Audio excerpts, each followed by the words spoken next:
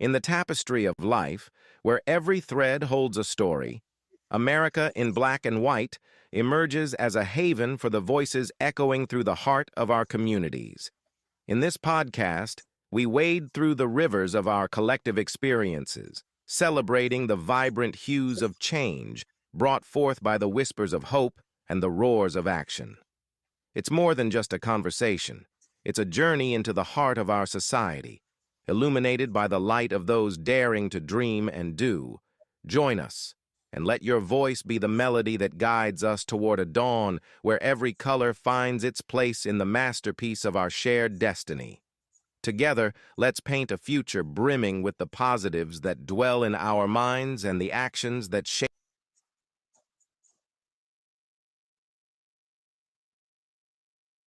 Good evening, ladies and gentlemen, and welcome to another episode of America in Black and White, where we discuss the issues of what's taking place in the marginalized and underserved communities and how we can best serve and help them. Tonight, we have Mr. Ivan Thompson as our guest, and Mr. Thompson has got a lot of good things to talk about. That includes leadership as well as things that are happening in the community. Ivan is a retired Air Force lieutenant colonel who graduated from the United States Air Force Academy in 1986 with military distinction and as the outstanding cadet in organizational behavior. He earned his master's in management from Regent University in Virginia Beach, Virginia in 1995. He has over 25 years of experience consulting, conducting senior leadership off-sites, and strategic planning sessions. He served as deputy director of the Defense Business Practice Implementation Board. As the deputy, he helped facilitate task groups from the Secretary of Defense, comprised of senior DoD civilians and retired and active Fortune 500 CEOs. Ivan is a seasoned author with over 35 published titles. His books are available on Amazon.com, and many are available as audiobooks on audible.com. Ivan's three exceptional books about diversity in the Air Force books have garnered rave reviews, impacted Air Force policy, and directly led to the honorary promotion of original Tuskegee Airman Charles E. McGee to Brigadier General. Ivan is also a singer, songwriter, and a seasoned actor with a musical theater, television, improv, industrial, independent film, commercial, print, voiceover, and teleprompter credits. He has performed the national anthem for the NFL, NBA, MLB, NHL, WNBA, NASCAR, and NCAA. He was recently cast in the off-Broadway production Henry Box Brown the Musical. Other musical theater credits include Off-Broadway, Baby, The Color Purple, Non-Union National Tour, Regional, Next to Normal, Lewisburg, West Virginia, Kinky Boots, Long Island, New York, West Side Story, Los Angeles, Ragtime, Phoenix, The Wiz, Mesa, Arizona, Dreamgirls, Phoenix. Ivan has 5 adult children, 1 granddaughter, and resides in New York City. Ivan's original music can be found on iTunes, Spotify, Apple Music, and all other major music retailers. His Instagram is IvanLive360. Ladies and gentlemen, I introduce you all to Mr. Ivan Thompson. Thank you, Charles, for having me and for that introduction. Thank you very much. Oh, not a problem. Thank you for being here. Can you? Is there anything you'd like to add to your bio? That felt like my whole life story. No, I don't think there's anything I'd like to add. I guess if you look at military as one career and then entertainment as a second career, I would say I'm about mid-career in my second career as an author, public speaker, singer, creative type, if you will. Wow. Well, I mean, all of that is great, and also it's amazing that you retiring as a lieutenant colonel and you're still functioning, doing these multifaceted things. That speaks volumes. Oh, thank you, God. To God be the glory. Well, let's jump right into the show here, and tell us. Can you share a pivotal moment in your military career that shaped your leadership philosophy? Hmm, good question. I think there's probably you can learn from positive role models and you can learn from negative role models. And I think as a young officer, I think I learned more from the bad examples. There were some folks. Everybody's not a cheerleader. Everyone's not going to celebrate your success. Everyone's not going to celebrate your talent. And what I found out was there were people who were. I'm not in direct competition with them for promotion, but jealousy. Um, at first I couldn't tell, and often as an African American, you can't tell if it's jealousy or if it's racism. All you know is that somebody is actively trying to thwart, hinder, come against you. And you don't, and so you, as a black man, you have to wonder: was it, is it because they're racist? Is it because and I sometimes you can't tell. But as a young officer, I found that it didn't. I needed to mix in my faith with my hard work, because some people just the hard work produced results, but it also produced the jealousy and a coming and some forces coming against me that I couldn't deal with on my own. Meaning, some of my bosses tried to come after me and my ratings, downgrade my ratings, change my assignments, downgrade my awards. And my faith really helped me through that. So I think early on, I learned what kind of leader not to be, so that when I got in that position, the people that work for me, I wouldn't be jealous of what they were trying to do. I would try to promote what they were trying to do. Because in the end, if you do good and you work for me, I'm going to look good.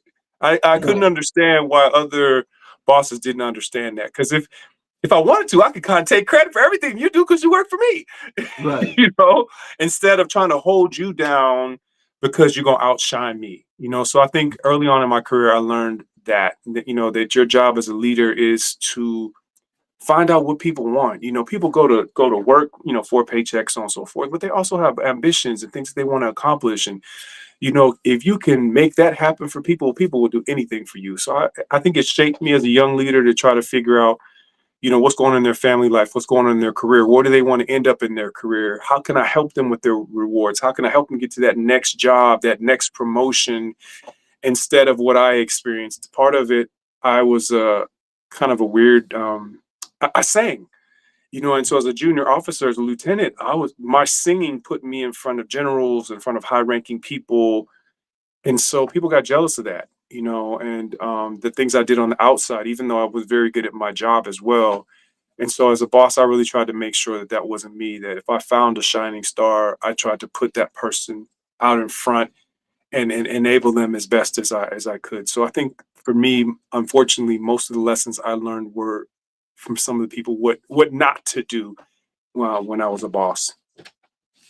It's amazing that as you speak of that, and with you being an officer in the military, you and I discussed this off camera, of course, but me being enlisted in the Navy, you know, I would say that the experiences and the things that you're speaking of, I think that, from my perspective, I think it's definitely more so was from a racist perspective, because those other folk felt so entitled, and they were entitled because any situation or anything that was given that would give them the opportunity to be of prominence or to be promoted or whatever have you, they got those opportunities. So to see somebody like yourself now, I know it's got to be different as an officer, as an enlisted person, but it's interesting to know that you face some of those things, and it just I mean, you were still able to overcome them, but like in just that thinking of that thought process of that whole thing, what was your initial thoughts when those things were happening? Wow. Um, I remember when I first started doing singing stuff, it wasn't even something that I mean, just God is good. Very high level folks were saying, "Hey, we want you." I had a black colonel that said, "You're gonna sing at every promotion, every retirement, every." He caught on, and so I remember the little captain in my office. He made a little comment, about me going off singing all the time, almost implying that I wasn't getting my work done. And I was a workaholic. I worked weekends, I worked lunches. There was no way I wasn't getting my work done. But he made the comment, and initially, I felt threatened by it. I got trapped in my own racial stereotypes, meaning I thought of myself. Uh, Younger people may not know what a minstrel is, you know, but Right. that I'm this singing black man, and the only reason I'm getting any praise is because I can sing, not because I'm a competent military officer. That used to weigh heavy on me, and then later I started getting the accolades for my work, and then I realized, no, this guy's just jealous, and it's not something I have to worry about. But initially I didn't know how to handle it because I'd never really seen that before. I didn't expect that. I expected that if we all work hard, we'll all respect each other and we'll all encourage each other, and that wasn't the case. Like I said, you can't tell if it's racism. In one case I knew it was, in a couple cases I knew it was. In one case I just thought he was just jealous, because all this shine was coming to me, and then eventually shine came to me because of my work. And Mhm. I was briefing the two-star on my work as well as singing at all the functions on base and stuff like that. But initially, I kind of the took it on myself like I was doing something wrong. That somehow I was internalizing these negative feelings instead of pushing them off, because I had this whole thing in my head. I don't want to be known for singing. I want to be known for being a good officer and doing my job. And eventually I realized, no, I'm actually good at both. I could do the singing on the side and I could still do Mhm. my job, and ended up Mhm. doing a better job at my job at a lower rank that he was doing. So much so that later they came and asked to put a higher ranking person in my job and said, "Hey, we got to get this guy promoted. We want to take you out of your job and put you in his job so he can take over what you're doing because you built it up so much so he can get promoted." And so that Mhm. was that was crazy. But yeah, so I mean, as a young officer, you don't know. I was second lieutenant. I'm dealing with a captain. A six, Mhm. 7 year captain. I'm a brand new second lieutenant. '01. I don't know what's going on. I don't know all the politics and stuff. I just know that you shouldn't be worried about what I'm doing over here as long as I'm getting my work done. Like I said, I was a workaholic. I worked weekends, I worked lunches. I was a single parent, but I had a lot of help with my daughter. So I was determined I was going to be company grade officer of the quarter. I had all these right out of the academy. I was just a hard charger thinking, I wanted to win all the awards and do all sort of stuff. And that rubs some people the wrong way, that kind of like chill. And I just wasn't, I didn't come there to chill. I came there to do well and to excel. And everybody's not going to applaud that, especially when the results start coming in and you start getting shine. The colonel's asking for you, the general's asking for you. Mhm. Yeah, everybody's not going to like that. Black, white, whatever. Everybody's not going to like it. So, so at this moment, especially in that situation, for the young officers or the newly enlisted personnel, what advice would you have for them when they experience situations like that? Go find a mentor. Fortunately for me, I was told, go find a chief, go find a black colonel. And we had a mentoring organization in the Air Force that is now called Air Force Cadet Officer Mentor Association, whatever. But it was a bunch of black colonels, and so I could go to this black colonel and feel safe about asking him, "Hey, this is what I'm experiencing. Or here's my records. Am I headed on the right path?" And what I've seen, and I'm trying to write a book on that right now, and I've been gathering data. What I've seen is that our young people today, I'm 60, so th- they're not being told what I was told. Go find a black mentor. So today there's this thing out there, even perpetrated by other black people, that racism doesn't exist anymore, and that Oh you don't Lord. need a black mentor. Because there's a lot of things, whether it's corporate or it's military. There's a system. Whatever organization you're, there's a system, and it works. And there's things that you don't know as a new person about the system. So you got to go find you a mentor. It didn't necessarily have to be a black mentor, but somebody that you can trust. I think black mentors can help in the area of what I was talking about before. Is this jealousy? Is it racism? Is it, because that black senior leader will have gone through some things and be able to maybe tell you, like I had a black leader told me for sure that one of the guys I was dealing with, oh yeah, I've dealt with him at a previous base. It is racism. You need to watch your back. Mhm. And then even maybe be able to, the person at a higher rank can intervene in a different way than you can when you're going uphill addressing a senior person, and you've been in the military, you're not, when there's a rank difference, it's so hard to address somebody of a higher rank if you think something shady is going on. But if you have a mentor, they can sit down with you and say, here's how I approach it, or they can pick up the phone and make a phone call. So I would say to any young person, whether it's corporate or military, find that preferably African American, because and some people forget that they're African American, so you got to be careful about who you pick. Some people, I don't know how else to say it.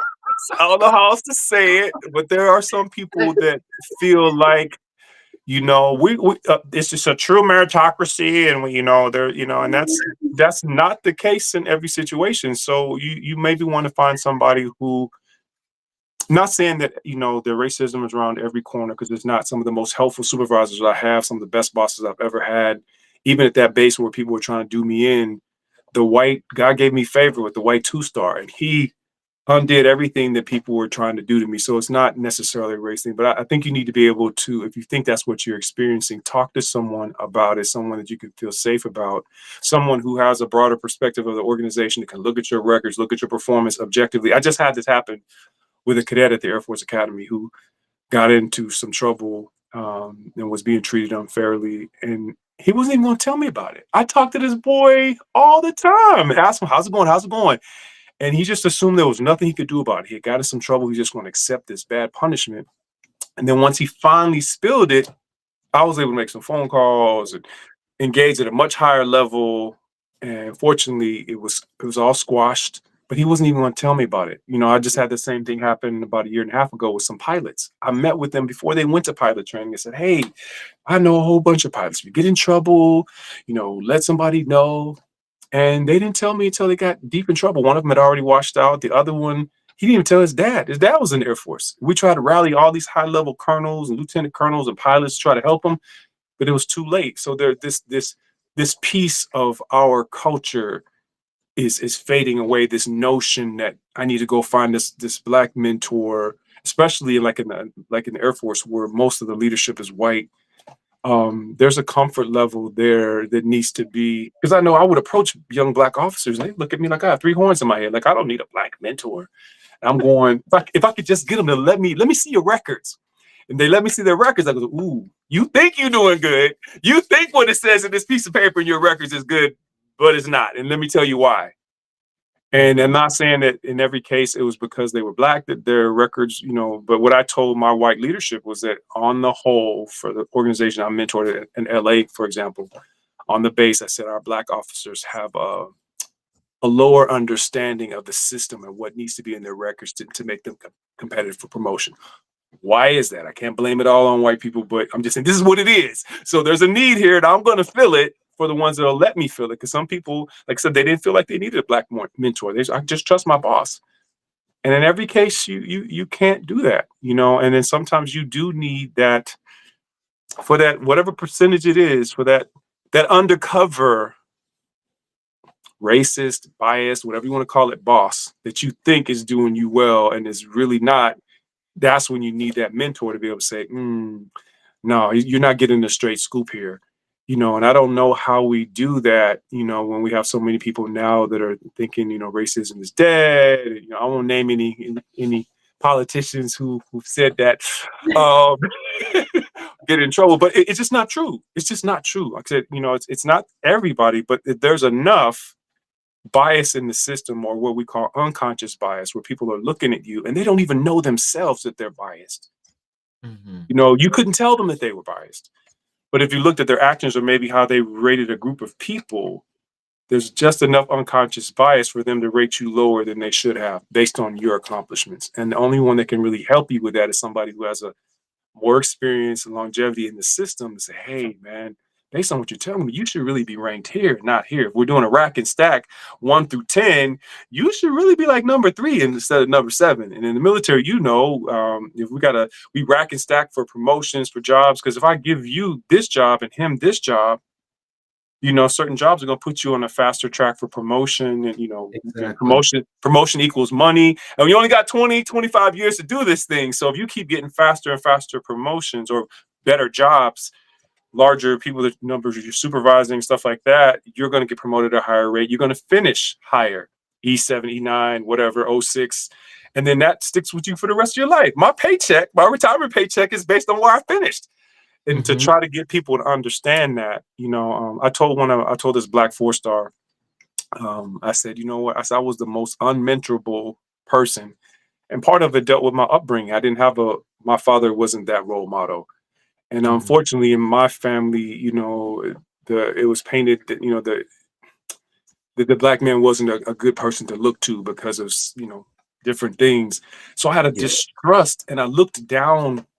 I didn't realize it until later in life. I didn't realize I looked at my black leaders as less than. Oh, wow.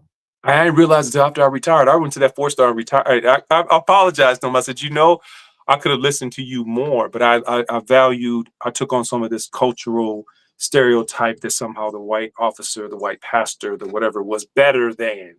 And I didn't Hmm. realize it until I was well down the road, 40s, out the door. I'm going, why do I look at them? And then, wow, this goes all the way back to childhood issues and my perception of black men. And then I'm thinking that's sometimes what I was receiving when I went to go be a mentor.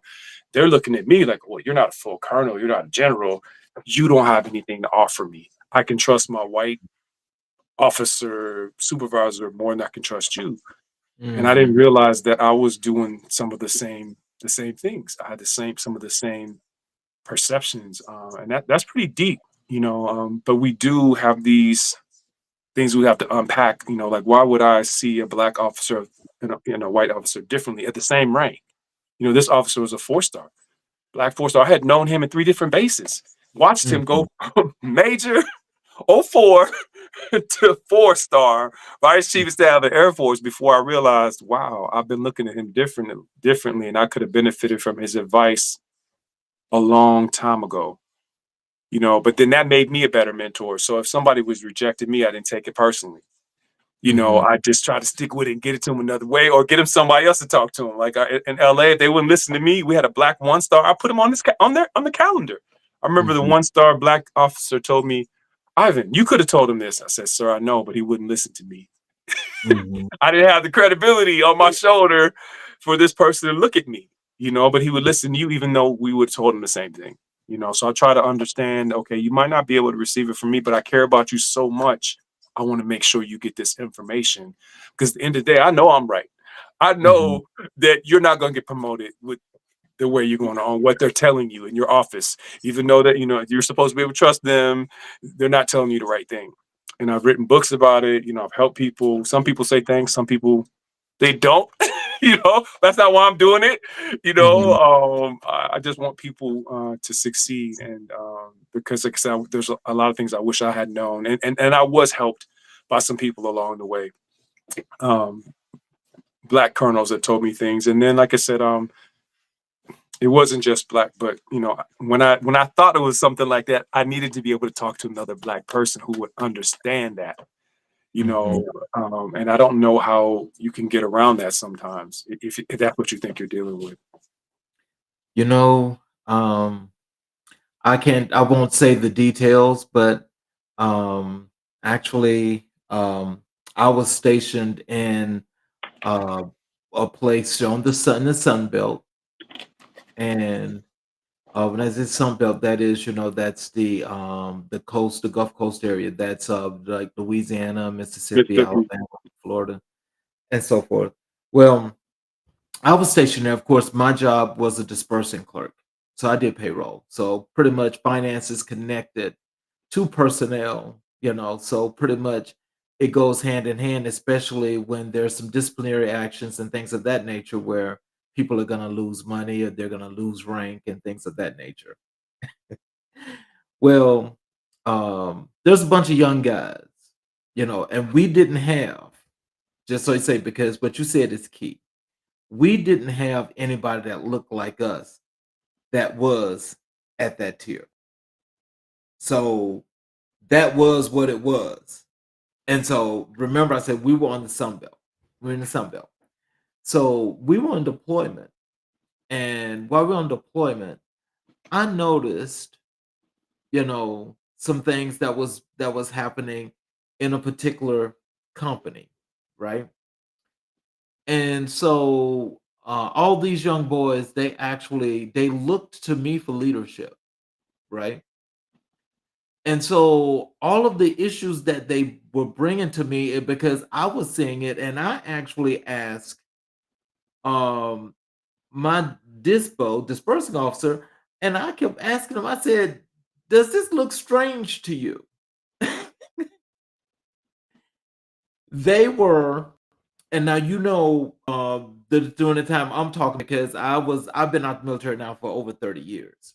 Okay. So just think about we're talking about young boys that are E1s, E2s, maybe E3s. And they're getting all these disciplinary actions, they're busting them in rank, you know. And I mean, it was like just happening continuously and continuously and continuously. So I'm like, something is just not right about that. And I'm asking, my dispo, and he's just like giving me this diplomatic answer. And so with this diplomatic answer, I'm like, that's just ain't good enough. Because you see what I see right here, and we know that something's wrong with this, right? Well, there was particular E8 that was over this company that had this problem. Okay. And it was like target practice. That's how serious this was. So I said, I'm gonna do some things, but I'm gonna make this change. Okay. So I created, some surveys and so forth, and had all these people within the whole entire command. That is everybody that looked like me to meet me at my room. And so while we were talking, I gave them this survey and I told them, I said, make sure this goes to nowhere but back to me. I need you to fill it out and bring it back to me. It was surprising, but it wasn't surprising. So I requested to see the CO. So as I requested to see the CO, going up through the chain, they're asking me why I need to see the CO. I Well, said, you need to see him, right? that's personal. That's not for you. I got to the CO and he knew exactly what was happening because we had a talk. And again, I want to talk about that discussion, but we had a discussion. That discussion turned into a negotiation. Can you believe this? It turned into a negotiation. So, What was he offering? well, he told me, he says, I can't give you the command, but I can make some changes. What is it that you want? I told him that I wanted that particular individual Moved out the out. command. Yeah. He needed to be out the command. And so he says, I'll get back to you. So what he did was he moved him from over this company to operations. So I had to go see him again. I'm like, you just made him more powerful. Because if you may put him in operations, he still controls each and every move of these young men where he could still do the same thing. Because if he's not happy and he don't like it, just anything, if your uniform was wrong or whatever have you, he could say whatever you want to say about that. I said, Yeah. he's got to go. I said, if he's not gone, then I'm gonna send these. I'm gonna send these to CNN, and I want to know how you think about that. Mm. He was gone. Well, good, good. I mean that is pretty powerful because I mean we have I don't know if in the Navy they had like the EO office, or anything like that, back then. Um, I don't know how else you could have addressed it. There was We no other just way. we after George Floyd, a lot of companies did the whole you know and looking within, and and looking for disparities and stuff. And the Air Force did too. And what they found was the same kind of disparities you're talking about with enlisted African Americans having harsher punishments, lower promotions, all these things. And what I write about is that whatever's in society outside the gate is going to be inside the gate. And the same Yep. problems we have outside the gate, we need to realize those problems are inside the gate. And we in the book, one of my books I write, it's called uh, I forget the book, the Air Force's Black Pilot State of the Union. The first book I wrote was called The Air Force's Black Ceiling. The third book in the series is called The Air Force's Black Pilot State of the Union. But one of the things I address is this notion of this report. I addressed that report that came out of the Air Force. It showed that, the same kind of things we've been seeing, officers getting promoted at a lower rate, higher rates of discipline, higher rates of adverse action against minorities. And this whole concept of unconscious bias, even though some of these people who are administering these punishments might not think that they're biased, or they might not be consciously going, I'm out to get people of a certain race or gender. When you look at the aggregate of it, you go, this is happening Air Force wide, and we need to do something about it. And we need to address it. Whether it's, sensitivity training, which everybody hates that kind of word, or whatever, we need to acknowledge that it's happening. And in my book, I wrote, Black people don't need to know. Black people don't need a study to tell them that it's happening, because they're experiencing it. They already know it's happening. The people in white leadership need to know it's happening, and try to figure out how we're going to get our arms around this. George Floyd heightened it, and then, as we all knew, eventually the noise and the commotion and the uproar over George Floyd's death was going to, die down. And we get to where we are now, where, we're talking about we need to get rid of all, DE and I, and I won't even get into the election and all the other stuff and that's going to happen, but yeah, it's still there because it's still in society,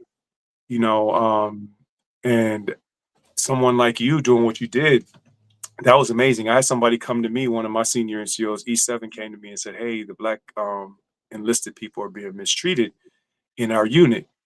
And they're, and so I looked into it. Now, only problem he made was then he tried to tell me how to fix it, and that wasn't his place. We kind of bumped heads a little bit. So let me look into it, because I'm, as a Black officer, as a Black leader, or yourself, whatever level of leadership you are, you're the leader for all of those people, Right. Black, white, Asian, brown, and you got to make sure everybody's treated fairly. But I have an additional responsibility, and everybody doesn't think this way, to look at those people that look like me. Somebody reported, hey, something's going on that we think is shady, like your commander. I looked into it and I did find some stuff, and I went, oh, I do see something here. And so we're trying to be fair to everybody. In those instances where I saw something was going on and it looked like it was something racial, then I intervened directly. And like you said, I moved some people. Like one guy, just like, he didn't want to change his position on this guy's rating. And I was like, well, I can override your rating, but I can also make sure that you're not a supervisor of my unit anymore. And so I reorganized the flight, and you'll never be a supervisor for me again if you don't know how to, and another guy had this stupid thing, in the Air Force, we have airmen below the zone. So that's like a 1 or 2 striper who super excels, but you got to rate them like firewall.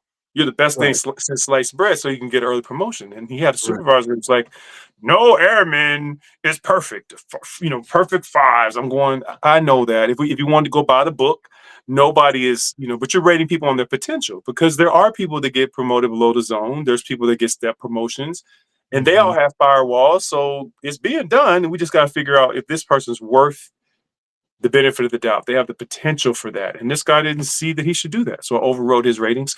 I said, okay, I'm not negotiating with you. I'm boss. And then like I said, but I'm also not, like, it works both ways, meaning I'm looking out for everybody. Who are the sharpest people? And then is there anything going on that's specifically harmful to this group of people? And then I've had it work the opposite way, where this one brother, he felt like I should cut him a break because he was Black, meaning like he left work early. He would kind of like clock out. He was going to baseball games, on duty, he would I would put notes on my door. I had 80 people working for me. I would put a note. If I'm somewhere in the unit, I'll put a note where I'm at when I'm coming back. He would just disappear. And I was like, when you leave, you need to let me know where you're going. And so the first sergeant comes to me, he goes, "Sir, I don't know how to tell you this. I'm gonna say the guy's name. But Sergeant X says you're not black."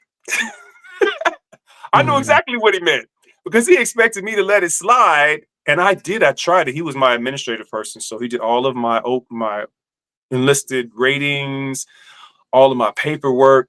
And so one of these Fridays, I was stationed in Tucson, and they have spring training there. He was a baseball nut. He would go off Mhm. to baseball games, Yes, early and yes. just That's the sneak out. grapefruit league. So I took all his ratings. I went, it's just administrative stuff. I can finish all this stuff. I turned it all into the commander secretary, and that Monday they all came back. Because I don't know his job, what to look for. And my boss turns to me at the table. He goes, rah, rah, rah, rah, choose on me. Don't ever sit this kind of crap up again. And because I'm trying to cover for him. And I went, okay, I'm not doing that no more. He needs to do his job. Because I asked him when he took the job, he was in a work center of like 12. I said, Sergeant X, we got 80 people in this work center. I know you want to come over here so you can have the higher work center on your report so it can make you more competitive for promotion. But are you ready for that? Oh yeah, I'm ready for it. But then, like I said, disappearing. And then he was probably like about 40 pounds overweight, but he was the weight monitor. Oh shit. And we had those big green uniforms, and he wasn't getting caught because he was the weight monitor. All the stuff was kind of, I was put in this position where I was supposed to let it slide because we both black. And Mm. so, and I didn't. So he told the first sergeant I wasn't black, and he was worried that I was going to rate him poorly. And you damn right I'm going to rate you poorly because you're doing your job. And when I Right. confronted him on it, I said, "Hey man, you've been dipping out, blah, blah, blah." I'm talking to him. I'm standing. You already know I'm going with this. I'm standing, talking Mhm. to you, and you're sitting. He just kind of like barely looked up. He didn't stand. And I'm going, oh, so I didn't say anything in the moment, but later in a counseling session or another session, I calmed myself down. I said, "Hey, the other day I was talking to you about this. You didn't stand." He goes, "I was afraid of what I might say." Mhm. Oh You're really wow. pushing the limits of, this. I'm supposed to, make special concessions to you just because you're black, and I've, Mhm. I've already kind of given you about as much as I can do because now my boss is yelling at me. So I Mhm. don't care if you're black. I don't care if you got the same last name as me. Like I had a Mhm. cousin in my unit got busted for underage drinking. I had to like, how am I going to deal with this? Because the commander don't even know he's my cousin. I was like, So I just called every underage person in. I kind of fussed them all out and said, no underage drinking. But really, I'm only talking to one person, Right. to my cousin, because it's a difficult thing, whereas the sad thing about the Air Force is it's not the same for white officers. Meaning, if a white officer helps another white officer, it's not looked at any kind of way. But if I, as a black officer, help another black enlisted or black officer, something's supposed to be wrong with that. And there's some black officers that get caught in that trap. They don't want to seem like they're doing something special for other black people because of That's the the impression, entitlement. That's the entitlement. whereas the good old boy system or the I knew your father, that's alive and well in the Air Force, and has always been. In my book, in that same book, I write that most of our black generals, their parents were in the military. Mhm. Like the first uh, the commander of the Tuskegee Airmen, his father was the first black Army general, and then so Mhm. General Davis becomes the first black Air Force general.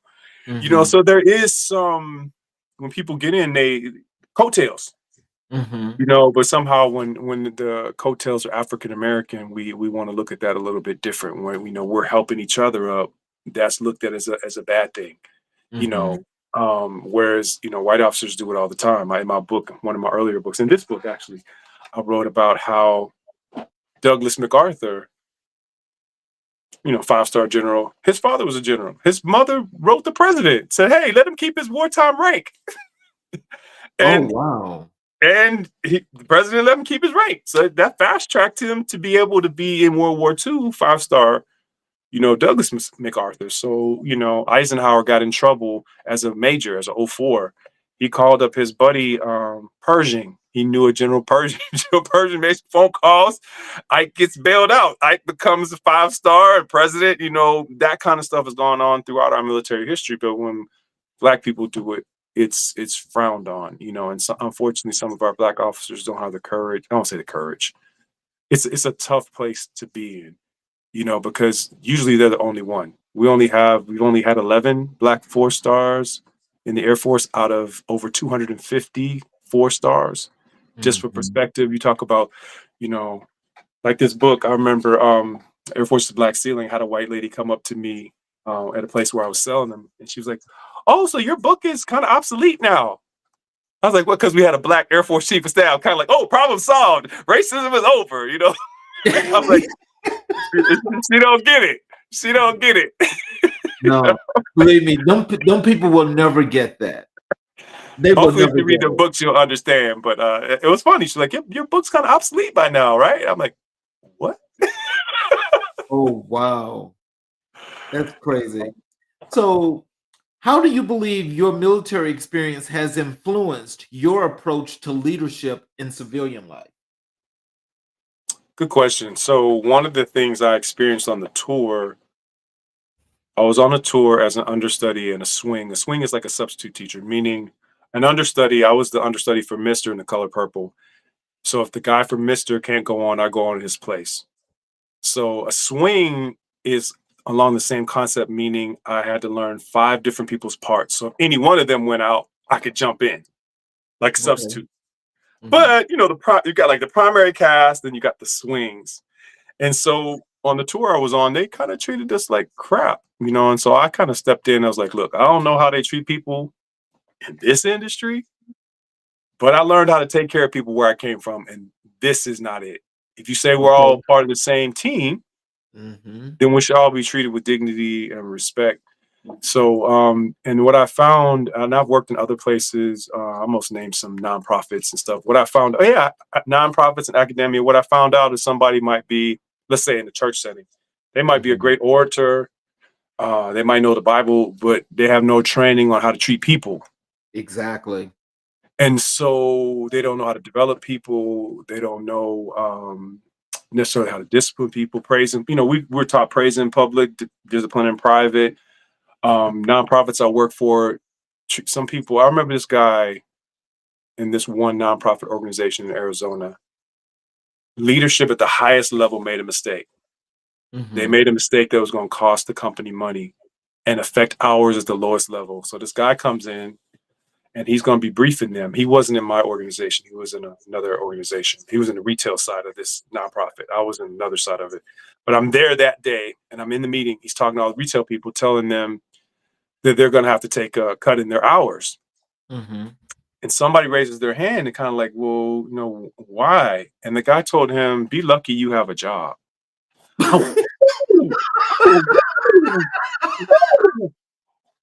And these people only making like $10 an hour. And some of these people in Exactly. his organization they were like the most profitable or successful part of this nonprofit organization. I'm going, you're talking to some of the people who've been the most loyal to this nonprofit. And you said, be lucky you had it. I wish I was like the VP. Like I was like to put on, like they said, the CEO in hiding or the undercover CEO. I said, I wish I was the Mhm. CEO, undercover CEO, because I would have handed that dude his papers right there on the spot. You need to Yeah, be lucky you have a job and you don't have a job anymore. Goodbye. You telling the most exactly. loyal group of people, but, because what it was, this nonprofit hired people, like they made a big deal of, we hired these people off the street. But then in the back of their mind, they remembered that. Don't forget, we hired you off the street. I had that happen to me Ooh. once. I was the deputy director of Defense Business Board, and I remember being told that when I challenged something. Well, we hired you, like, you know, and you were only a major. And I was like, what? Wow. What? Is that what you really think of me? And so, in terms of how people should be treated, mentoring, I realized my military training, because, at every level as an officer, you get professional military education. As a captain, you get squadron officer school. As a major, you get air command and staff college. As a colonel, lieutenant colonel, you get air war college, and you get all these trainings on leadership and supervisory stuff and scenarios, and then you have all the real life experience of being a leader and supervising people, disciplining people, rewarding people, promoting people. And what I've seen in the nonprofit and even in entertainment sector is a lot of people don't have that kind of expertise, and a lot of these managers, they just talk to people in the old kind of way, and they have no training, for how to motivate or how to develop, or even being told, okay, like this is a resource. We've invested money in training and hiring this person. We want to nurture them and develop them, um, with something beyond just their paycheck. Right. Some people you can retain if you're just nice to them. Imagine that. Or you care about them, and they know they have a little kid who has a softball game next week that's very important to them, and let's try to figure it out so you can be off on that day. Caring about people, that there's no place in academia. Like a person in an academic situation, they might be a great teacher and they get promoted to principal or some, managerial thing, but all they know is classroom instruction. They don't know how to supervise people. I remember I was working in a school where they just decided we're not going to give, what was it? They didn't allow you to take a holiday in conjunction with a 3-day weekend, even though it was in their handbook that you could. And because the leadership was too lazy to figure out a schedule that would allow people to take it off, either by seniority, you've been here the longest, you get to take it off. They just said, nobody can. I'll come along. 15 years HR experience, I put in for that day. I'm a PE teacher at that time doing 12 classes a day. I'm getting wore out, and I put in for it, and they said, you can't take it. I went to the handbook because I'm an HR guy, It said in the Right. handbook said that I can. Well, we strongly discourage that. And I went, why? And then I pressed on with it and did it anyway. They got upset, but they were too lazy to figure out. Even when there was another thing where teachers had a planning period, and they said it's too much work to try to connect the teacher's planning period to their lunch or whatever so they can get an entire hour off. It was all disconnected. So I sat down because I've done shift schedules in the military. I've done shifts, seen shift schedules. So let me take a stab at it. And I put together a shift schedule that married everybody's planning period near their lunch or whatever. All the teachers are all excited. Well, then the principal gets upset because she was too lazy to put in that kind of time. We approved She didn't it. She want to got work. pissed off. She She got didn't want pissed to off work. that she got pissed off that I would take that kind of effort, because she had said it couldn't be done. And I'm going, they probably just don't know. But I mean, the whole idea of the manager as a servant, the leader as a servant, I already, know that I make more money than you. We look at the pay scales, as an officer, first thing to list people, yeah, you're making all the big bucks, Well, then Mhm. there's a responsibility with that, that I should be trying to, know something about you and your family. I should know if there's stuff going on that I can help you with, if you're going to school, if you need leave at a certain time, that kind of thing. I brought that into these, other organizations that I worked in after I retired, or even in the entertainment industry. And I expect those things, I expect to be treated the same way. I will raise my hand and say something, like, hey, I don't know how it's being done here, but you can be nice. You can treat us all the same, and even HR principals. You're like, okay, I hear you, Mr. Entertainment person right over me, but everybody has a boss. I know that because I was in the military. Everybody has a boss. So you're saying this, I write a letter to your boss or to your boss's boss, and then yeah, I'm gonna get my issue resolved. And so I learned all that in the military, and I think it serves me well. Even in, like I said, I see it in ministry. I've seen academic where they might have this one little skill, but nobody ever taught them about leadership, being a servant leader. They might say they care about people, but they don't know how to deal with certain situations, because they haven't had the same training. Mhm. Wow. Not saying that So, every military leader is a good, an embodiment of all that, because we know that they're not. yeah. Well, we know that not everybody's a good leader, and some people are pretty much, as you mentioned earlier, they're kind of like stuck in that situation. The entitled people, that's how they benefit. And they benefit because they have this great crew that makes them look totally, totally perfect, and they don't know the first thing about the whole entire operation. They just don't know shit. But because they have that name and they look like somebody that like them, and they look like somebody to say, well, I need you to do this, and you're just going to be put here. They're put there and they just benefit from that good labor. That's where I think in the military, especially, that, if we talk about merit, merit is not there. It's there on the book as in say what it's supposed to look like. But the majority of those people that are in those leadership positions are there because somebody put them there because they know somebody. Well, And they I, get to I think stand there all that time and screw up stuff and mess people around and everything else. And they just benefit from that. I won't go that far with you, Charles. I will say that if you're, let's just say you're white, you're Caucasian, and you are super talented, and you are a good leader, it's going to be easier for you to rise up the ranks than somebody that's equally talented and qualified as you. I'm not saying I won't go so far as to say that everybody who's white who's got to a higher position was unqualified or less qualified. I know that's not the case. But I would say like this black general who was now the chairman of the Joint Chiefs of Staff. He said I always had to work the old adage, twice as hard to go half as far kind of thing. He always had to work harder, to overcome perceptions. Even our current uh, SecDef, Secretary of Defense, former black four-star, talked about how he would have white officers do his briefings, people that were his subordinates do his briefings so that it could get across, or how sometimes they come up and they're greeting him and he's with his like aide or whatever, and they go up and greet the aide like the aide is the boss because they assumed the white person was the leader. And the kind of things that we go through as leaders are different. But I won't say that, that we're always either more qualified or that they're always either less qualified. I would just say that if we're equally qualified, a lot of times it's going to be harder for that African American because of the unconscious and conscious bias. Somebody sees you, they're already making judgments, have perceptions about you. Some of the perceptions they have, they're not even aware of. And so, as a mentor, like for me, when I came in, I had that feeling, and I was like, well, as long as they looking at, they might as well see something good. I'm gonna be shining every time you see my uniform's gonna be together. I'm gonna be the most qualified, whatever. And then I found out my faith plays a big part in that too. In that, um, I found out, you talk about those pivotal moments. I found out my working hard was not enough. But when I added my faith to it, then God helped me. We call favor. Daniel, Joseph, Esther in the Bible, they found favor.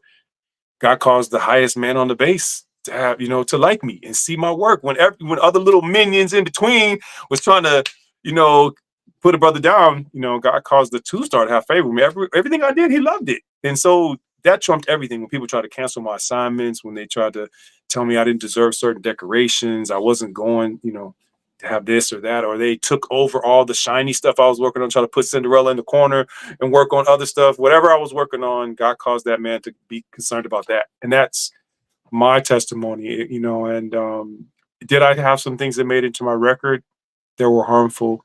Yes. Did they hurt my career? I would say no. In terms of all the things that I wanted to accomplish in my career, I pretty much accomplished. There's things I probably could have done to go further, but I didn't decide to. I always had one eye out, because I always wanted to do some of the things I'm doing now. So some of the decisions I made affected the rank I attained. Like I went on a 1-year musical tour, which for promotion to colonel doesn't fit at all. But for what I'm doing now, it set the stage for a lot of things I'm doing now. And I just didn't know at that time that I would be doing this full time. I never saw that, or I didn't think it was viable anymore because I tried it when I was young. I was on Bobby Jones Gospel. I did all the shows, auditioned for all those things or whatever. Hopefully I answered your question. I have a tendency to ramble. So wave at me if I'm rambling and not answering your questions. Oh, no, you're fine. What are some key leadership lessons you learned while serving in the military? I think we covered a lot of them. That the people that I'm responsible for, I'm supposed to serve them. Servant leadership. Jesus washed people's feet. So for me, I would get in and look at everybody's records when I first got in. And then I'll bring everybody in eventually, like what are your goals? Because we're all in military, we're all in an assignment, but we're going to another assignment. We're at one rank and we want to be another rank. And so I try to figure out for each person, what is it that you want out of your career, your next job? And then try to figure out how can I help you to do that. Some people, they didn't have a next job thing. They just want to go to school. Okay, how can I put you in a job where you can go to school? Some people, so being a servant,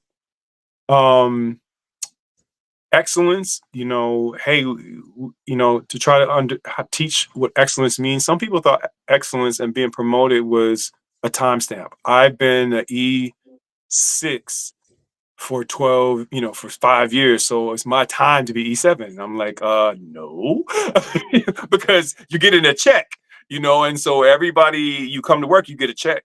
If you want to be the highest ratings, you got to do more than just your job. You got to be visible in the unit. You got to do the extra things because there are people doing extra things. And when I'm rating everybody, you're being rated against your peers. So teaching people what excellence meant, like in my unit, I told my E6s that said E7 is somebody that leaps tall buildings in a single bound. They do. I tell them one time and they get it done. I don't have to come back and explain. And I tried to tell them what excellence meant and set the example myself, be a role model for that. But then when I saw excellence rewarded, but teach them how to goal set, teach them how to do the hard things. Like some people might be excellent, like an excellent technician. Let's say radio repair. I had an E7. He was good at testing. He was good at his skill, but he wasn't good at discipline. I'm like, man, as an E7, you're the superintendent. I need you to be able to handle some disciplinary stuff. Not that I can't handle it, but if you're the senior enlisted person in this unit, you need to be able to do both. You need to be able to praise, but you also need to be whack people on the head when they need it. And so teaching people how to discipline, how to document, how to care. I don't know how you teach caring. Some people just they don't get it. And those people, my job, I wasn't very confrontational. I felt God kept putting me in situations where I had to confront. I had a guy that was blowing. He was a Navy guy. They do things different in the Navy. He was a civilian, but he was a Navy guy. He was blowing in this girl's ear. And my first thought was something sexual. But he was blowing in her. He blew in her ear like, "Do you have a brain?" And so I had to take him in and write him a letter of reprimand. Say, you do it again, you're fired. So I'm responsible for the whole culture. So what I trick myself into doing, because I'm not very confrontational, when I'm doing this quote unquote bad thing by disciplining this person that blew in the ear, I'm making the work center better for everyone. Or like this one guy, he wanted to be a leader so bad. And I told him, hey, man, I don't really know if you're qualified to be a leader. Oh, I got it. So I got one thing I want you to do. We keep having this problem in this one area with classified documents. It's a training issue. Make sure people are doing the training and stuff like that. So one day I learned management by walking around, managed by surprise popping in. I popped in. Let me see the training records. Oh, because he told me he'd been on it. They were all blank. You wait right here. You wait right here. I went back and asked E7. I said, hey, man, I'm going to need you to do 2 jobs for a while because I'm about to fire him. You have to do your job and his job, but I'll make it up to you in your rating. And I did. And I went back, fired that guy. And I looked at that as when I'm doing something hard, I'm serving our whole unit by getting somebody who's underperforming out of the way. That's the way I tricked myself, because in firing somebody, you think, oh, man, if I fire him, or if I mark him down on his record, he may never get promoted. But if I'm serving the whole unit, if I'm moving the underperforming, especially if you lied, I mean, there's no excuse for that. You lied, and you've been lying. I asked you about it a couple times. You lying, and there's no room for that. So as a leader serving the organization, I'm promoting the good people, but I'm also pulling the supervisors, because nobody likes a bad boss or a boss that's underperforming, especially if you're one of the hard chargers and you're under a boss that's average, or like, this is what we need to do. We got a hard charger and junior NCO under a guy that's trying to retire or just kind of take it easy. Okay, how do I move these people up so these young lions can run? Or that's a bad egg, so people that need to be fired. I fired this other guy just because he was the guy that came to me and told me, hey, there's some stuff going on. The brothers